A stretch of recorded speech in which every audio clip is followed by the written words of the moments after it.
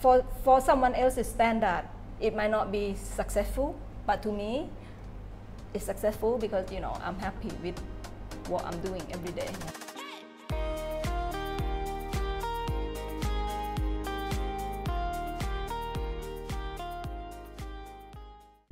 Hi, welcome to PWRMUMS Podcast. We're joined by Soony here, who is the owner of Pinto Thai Tapas. Welcome. Hi everyone. Thank you, Kat. Thank you for coming. Do you mind introducing a bit about yourself? My name is Suntari. Most of my friends will call me Soony for short.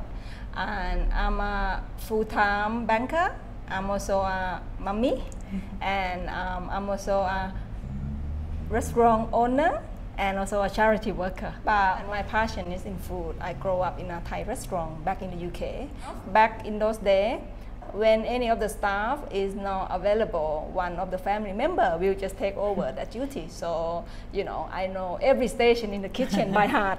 So, if the chef didn't turn up, we will become a chef. If the dishwasher didn't turn up, we will become a dishwasher. Or if the waitress didn't turn up, we become a waitress. Yeah. So it's, my mother, myself, and my younger sister. And so when did you start? When did Pinto open? Pinto opened back in end of 2018. End of 2018. Yeah. So you're coming up for your 2-year birthday. Coming up to 2 years now. Yeah. Coming up to 2 years. So when I moved to Singapore, and after a few years working for a bank, I decided to take sabbatical. And during my sabbatical, I started up a wine bar. So that was my first venture into F&B in Singapore. And then after about 15 months, I had to go back to work. I also miss over. The fun over. So I miss my corporate world. I miss the challenge. I miss the stress. You miss the stress. I miss the stress. So I'm a stress junkie. Okay. That's what my colleagues said to me. I love it. Yeah, I'm a stress junkie. I thrive in stressful environment. So we decided to sell our share to our partner because my passion is actually lie more in food and cooking rather than wine and drink. Okay. So I still like wine, I still like drinking, but the food and the cooking and seeing the ingredient come to life. Yes. Using my grandmother's recipe, so that's a bit more. It make me a bit more exciting. Yeah. Yeah. So after a few years of going back to corporate world, I have itchy feet. So I decided, I need to take a few months off, and after a few months, I decided, I'm bored, not doing anything. So I started up Pinto. It happened to be that I drove past this, street one day, and I saw the old restaurant coming up for takeover, and I was like, okay, so let's see. I like the area, I like Joo Chiat area, I like the east side, and then Pinto happened. Amazing. This is our, I would say, this is our original outlet, and then we had another outlet in the CBD that we opened in October last year. Right. In October last year, so that's in the CBD. The recipe is the same, but the way we present food is different because the second outlet we will cater a bit more for the lunch crowd. So I want it to be the same feel as what we call khao gang in Thailand. Khao gang is I think the Malay term will be like nasi lemak, where you can just pick and choose what curry you want. What curry you want, what stir fry you want with your rice. So so it's similar to you go and then you pick what carbohydrate. You want brown rice or you want or noodles, and then you just pick your curry and pick your stir fry. And everything's already there, ready made, so you're not waiting around half an hour. Some of the dishes will be ready made. Yeah. Some will be made to order. So it depends. It depends on the recipe because some recipe for me.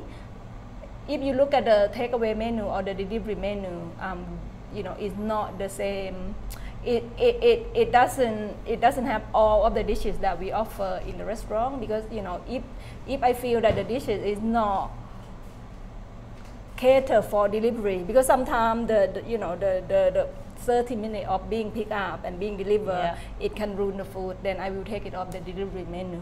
Oh, that's good. Yeah, we will only deliver the dishes that we think it can fare well in terms of the half an hour gap between the delivery. And the name Pinto, I know it has a special meaning. Pinto in Thailand, Pinto actually means lunchbox. The layer lunchbox, or the local Singaporean people call it tingkat. Tingkat. Yeah. So the reason I call it Pinto because majority, I would say 80% of the recipe that we're using are from my, my grandmother who passed away, more than 10 years ago, but we still have her recipe. When I was growing up in Thailand during my primary school, we were living in Bangkok. So every summer holiday, my mom will just shifted me and my sister back to the village to stay with our grandma. And because in those days we live in my grandma lived in this old traditional wooden house, the on stilt, and underneath will be livestock. So she will keep, water buffalo and cow and pig and duck and chicken, and and her house will be surrounded by vegetable plot and paddy field. So we were, when we were about 9 or 10, when we were in primary school, we will spend 2 months a year with her.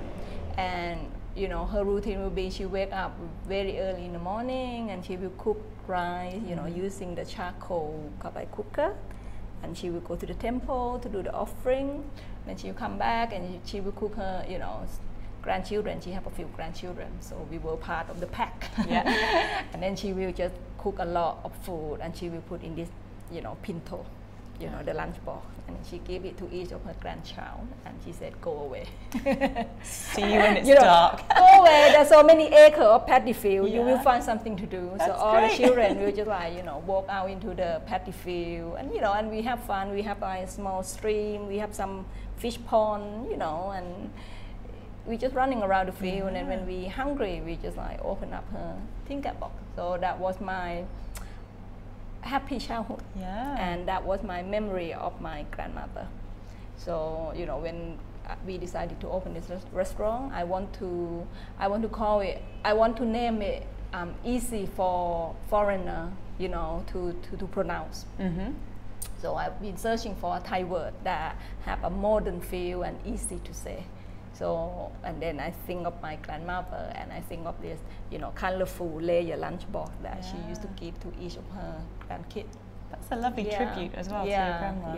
I think you used to have like a pinto in the window, didn't you? Yeah, we used to have that, but we moved that to the second outlet. So the second outlet now have about 20 pinto as a decoration. Oh, that's great. Yeah. And I know that you are super successful and established in your career, and you're also a mum. Yes, I am. How do you, because that for me is super intimidating to think about balancing a career and raising a child in Singapore. To me, the word success, people will have different level, right? So it depends on what is your expectation and benchmark. To me, successful means, I get up and I'm looking forward to turn on my computer and start working, and and then when it's time to finish work, I will just turn off and I will just move on to the next task that I have to do, regardless of whether that's career related or charity related. So I always, before I go to bed each night, I will plan ahead. I will say tomorrow morning, what do I have to do for work and what do I need to do afterward. So I will have this schedule, in my head, and then I will follow through. So, I would not say for someone else's standard, it might not be successful, but to me, it's successful because, I'm happy with what I'm doing every day. And from 8 a.m. to 8 p.m. I will focus on my career, and then after 8 p.m. I then will start looking at, what else do I need to do. I spend, some time with my son, so, even though now he doesn't want to spend time with me anymore. Connor is 11. He will turn 11 next week. He will turn 11 next week, so now, he doesn't need Mummy to be in his room anymore while he's playing game. Is Mummy ready not to be in his room though? I'm ready. I'm so ready. I'm so ready to not be in his room. But to me, I think it's about you divide your time properly. You prioritize what needs to be done. So I would say at the moment, my focus and my prioritization will be around my full-time job. So I've been working for investment bank for over 15 years. So that at the moment that is my priority. And then my second priority will be my family, and then after that it will be the charity work that I'm currently doing with the Thai Chamber of Commerce. Okay, so yes, this is what I want to talk about. Okay. Talk to so Thai Chamber of Commerce set up to help Thai community in Singapore. We will give a lot of Thai people advice on how to set up the business in Singapore. So we do get a lot of, SME or Thai ladies that move to Singapore because they married a Singaporean and they want to set up a small business, F&B, set up cafes, set up beauty salons. So we do have some advisor that volunteer with Thai Chamber of Commerce that can take them through the step of how to set up the company. And so that was our focus. And another focus for Thai Chamber of Commerce is around advising Singaporean or foreign businessmen who want to set up business in Thailand. So it goes two ways. It goes two ways because we also have affiliation with Singapore Chamber of Commerce Thailand. Okay. So that Chamber of Commerce is also Singaporean businessmen who living in Thailand. They also set up the Chamber of Commerce. May have married a Thai wife. Yes. I see. Or set up a business in Thailand. So we also have affiliation. And we were just starting to go into the details of how we can collaborate. And then COVID hit. So our focus then shifting from more business oriented into more CSR. Because we believe that every successful company, they should have some element of giving back to society. So CSR should play important role. And what does CSR stand CSR, corporate social responsibility. Okay. So every company owner or every business owner should be responsible for the community, the welfare, the welfare of community or the client or the customer. You don't have to give a lot, but as long as you have some element of, that responsibility and giving back, I think it's good. It's very good. And what has that looked like since COVID hit? Since COVID hit, a lot of our volunteer Thai Chamber of Commerce have focusing our energy on fundraising. So we've been doing fundraising with some support from the Thai embassy. Also with some support from the labor attaché with the embassy, because in Singapore we have about 30,000 Thai foreign workers that are being quarantined. I didn't have any idea. Yeah, so working in construction. Working in construction, males, in anything, but they are laborer. So they are males. All male. Okay. Majority are male. So most of all of these 30,000, obviously they can't go back to Thailand. They're being quarantined, either they're being quarantined in the factory that they work in or in the government dorms. I mean, the government will provide them 3 meals a day as per, what we see in the news. However, when you have different in culture, it applies for everything. It applies for food.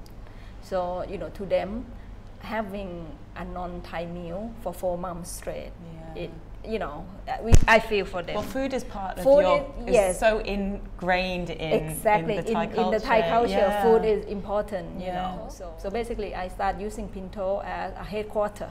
So during COVID, during circuit breaker, we apply for special permit to be able to open the restaurant, so we'll be able to cook. So we start cooking bento box, traditional Thai meal. And we will, and the volunteer will come pick it up, and then we will ask for permission from MOM to deliver to the dorm.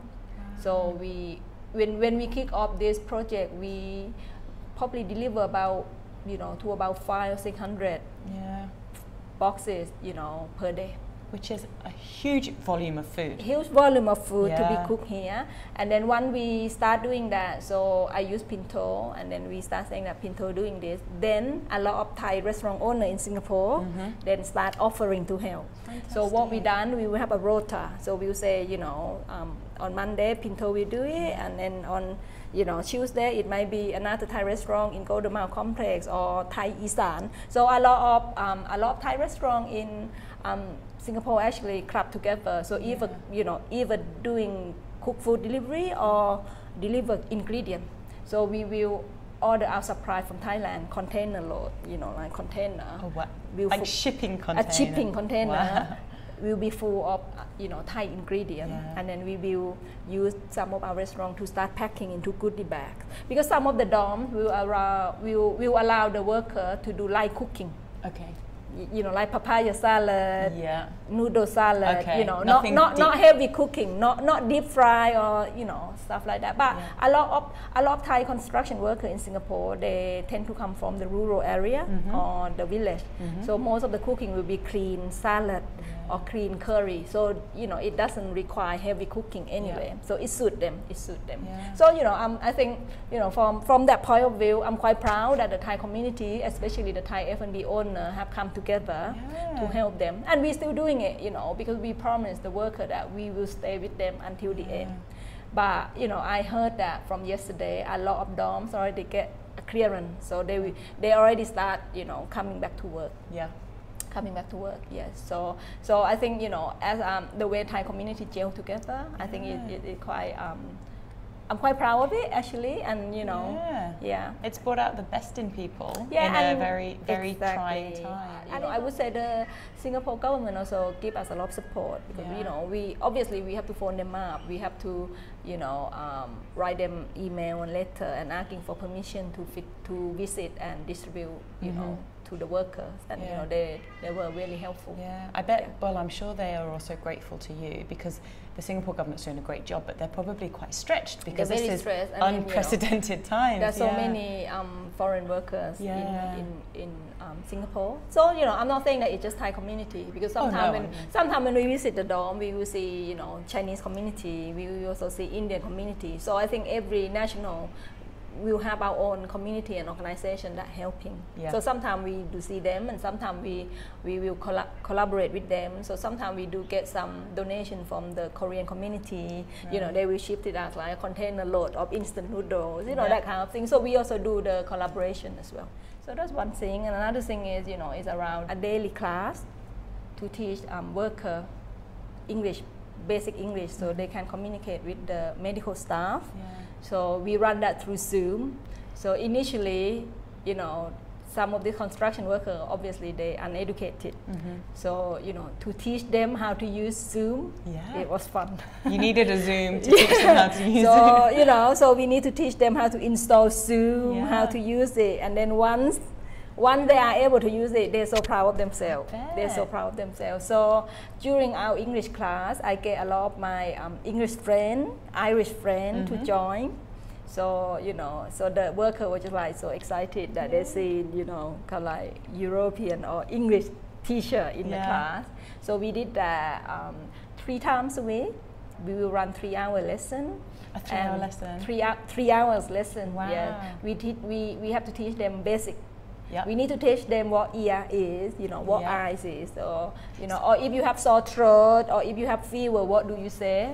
So we, it's just like teaching kindergarten. I bet. But was it with a medical focus? With Basic the medical English focus, with a medical focus. we will have a picture of body, and we say this is arm, this is ear, so we give them a list of words that they can say, and then the different type of pain. How do you say? That's amazing. Like so when they go to the doctor, they will just show the doctor the list, and then they will try to say it. And then we also have a few Thai doctors actually working in Singapore. So we also invited them to our lesson, and then we will do the role play. We will do the role play, like knock, knock, knock, and the doctor will say, come in, I am a doctor. I'm the doctor, and the worker will say, hello, doctor, and then the doctor will, we will teach the doctor what to say and how to say, and and the Thai doctor that working in Singapore, they will then, be able to take the worker through what to say, like different type of pain, different type of symptom. That kind of thing. That's amazing. So that's one thing, and another thing is is around the technology. So the digitized services. Normally, the construction worker they will send nearly every cent back home, but the way they send the money, they will every Sunday when they have their day off, they will go to remittance service. So it be physical money transfer. So during the lockdown, obviously they are being quarantined and they can't go out, and they have family back home. Some of them have young kids, some of them have elderly parents that need money for medical bill, and they they were unable to transfer the money. So what we did, we also run a Zoom lesson on how to use different banking apps to do the money transfer. So that most of them would have a bank account? Most of, I think by law, every company will need to open bank account for the construction worker. Yeah. So most of them will have the basic, Post B, DBS, or UOB. Yeah. So we just have to teach them how to apply for mobile app or banking app, and how to, start using the application, how to check their balance, how to transfer the money. It's not easy, is it? Considering if none of it would be in Thai, it would all be in English, right? It would be These apps all are English, all in and then plus, some of these workers, some of them are, 40 something, 50 something, so they can't even use the smartphone properly. So there was one instance that I spent about 5 hours straight teaching this worker. I call myself, banking support. Yeah. So, and he can read English, but it will be A, B, C, like that. So, to go through installing the app and setting up everything and, register for the account. I think it took me 5 hours that night straight. And then when we all done it, he transferred $200 back home, and he's so proud of it. Yeah, he's so proud of it. Yeah, and I bet for you that ability to give back, when it's for most people at the moment, they don't really know what to do. But for you to actually have practical things that you can do to help the Thai community, it's amazing. Thank you. It's amazing. Thank you. Yeah. And you run, in non-COVID times, you run events and things like that, don't you? We run event for Thai community, for special occasion. So for Thai New Year, we will run the event, we have concert, we will just get the community together to have fun and celebrate the Thai New Year. And also Loi Katong. So Loi Katong is the festival where we float the lantern into the river or into the sea to pay respect to the goddess of water. So Thai people also celebrate that, and we also celebrate Labor Day. So the 3 big events that we will host in Singapore is these 3 events. So the Thai New Year, the Labor Day, and the Loi Katong. Great. Well, thank you so much for joining us. It's been absolutely amazing to hear your story, and I agree with your friends. I think you are a adrenaline stress junkie, but I think it's to the wider benefit of Singapore, obviously. So thank you very much. You're absolutely a power mum. We're delighted that you joined us, and we hope to speak to you again soon. Thank you for having me, You're very welcome. Thank you for giving me opportunity to talk about the charity work and some of the work that communities in Singapore from various nationals are doing for their workers during COVID. So thank you for giving me this opportunity. You're welcome. It's so important. Thank you.